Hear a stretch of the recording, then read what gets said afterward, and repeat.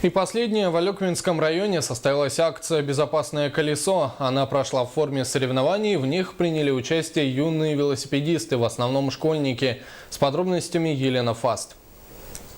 С каждым годом растет актуальность вопросов детской безопасности на дорогах. Транспорта становится все больше и возможностей приобретения различных средств передвижения для детей.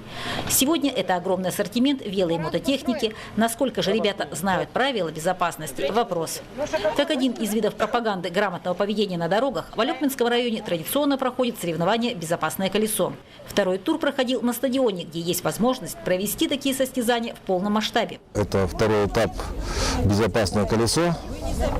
В нем участвуют учащиеся в возрасте от 10 до 12 лет наших школ, наших учебных заведений.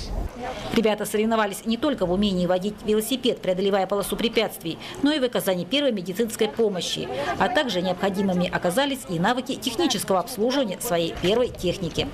Благодаря поддержке Управления образования всех участников отметили сертификатами и замечательными призами. Учащемуся, который лучше всего сдал правила ПДД, награждается суперпризом Иванова Вика.